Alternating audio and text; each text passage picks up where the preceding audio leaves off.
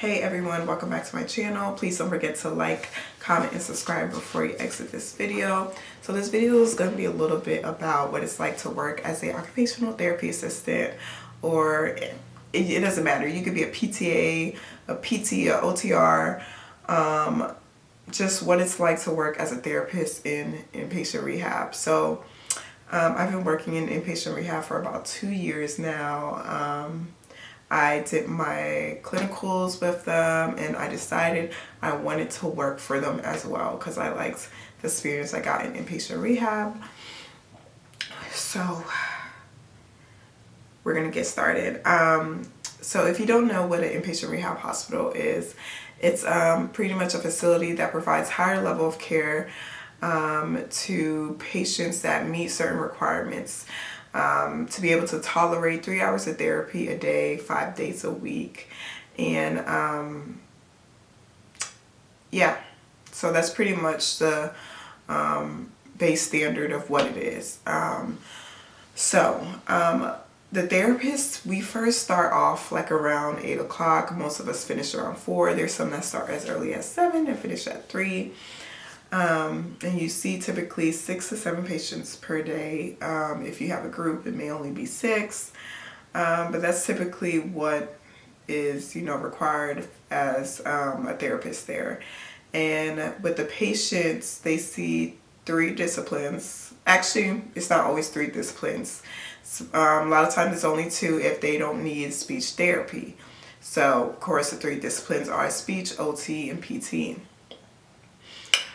And sometimes the treatments are 90 minutes if they miss time. Sometimes it's 30 minutes, but on average you'll see them for an hour-long session.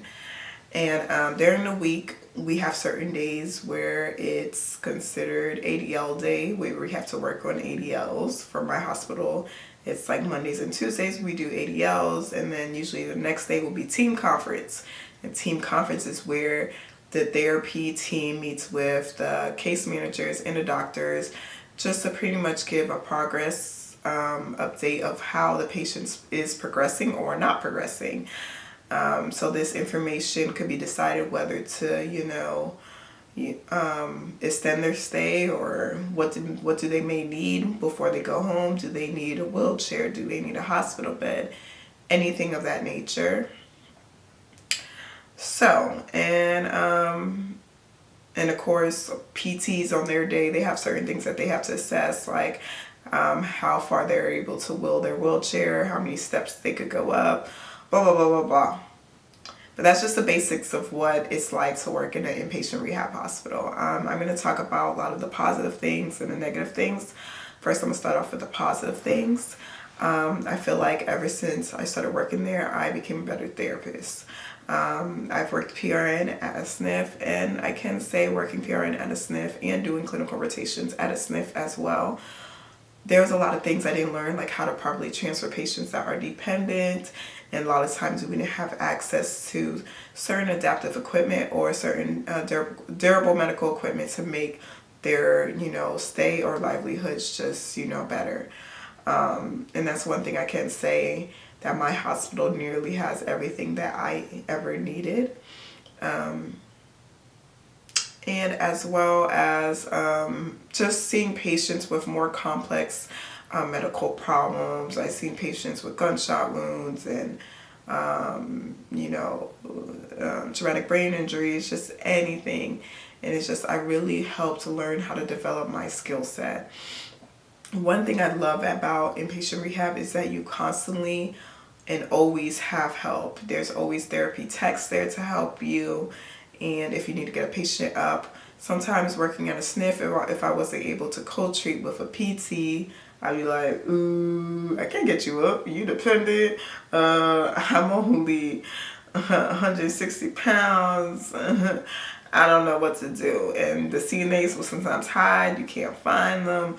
But inpatient rehab, you always have help, unless they're busy, but you probably won't even have to wait that long. And I just love the atmosphere about inpatient rehab. Now, let's get into the negatives, because there's always negatives wherever you work at. I'm not going to just shine light on the positives. I will shine light on the negatives. as well, because, you know, there's always things that could be better, right? Right? So some of the negatives are inpatient rehab is very draining. From the time I come in to the time I leave, I don't have a chance to sit down. Sometimes I come in with 2 water bottles. By 12 o'clock, I didn't even have a chance to take a sip out of any of them. Like, I'm exhausted. You know, a lot of therapists do get really burnt out in inpatient rehab because the level of expectation on the therapy staff and just the staff in general, I feel like is very high, and you just don't kind of catch a break at all sometimes. So I like inpatient rehab, but I don't know how much longer, not how much longer, but I don't know how long I could work as a therapist in inpatient rehab. Maybe 5-6 years, but after that, I don't know, you know. I don't know. It's very draining sometimes, you know. It's just draining. But what job isn't draining? Don't let that discourage you. What job isn't draining? It's either you're going to be using your mind too much or you're going to be using your body too much. What else? Bodily fluids. Like working in inpatient rehab, you see so many bodily fluids, from wound drainage to like just so much so much poop. Like it's just so much bodily fluids. Yeah, I'd be like, what the heck? What the heck? Like, sometimes I'm like, I come in, I don't really change me. I may change one diaper, but then sometimes I come in, it's like person after person, you're constantly doing diaper changes, and you're like, what the heck? Poop doesn't bother me, but sometimes I'll be like, dang, yo, like, how much more can I possibly handle? You know, like, how much more can I handle? It's a lot. It's a lot. But it's something that, you know, it comes with the job. It comes with the field. Something you sign up for. You just put on those gloves and do what you got to do. My third thing that I hate about inpatient rehab, and I could say I absolutely hate, and this is a strong word, but the documentation. The documentation is brutal.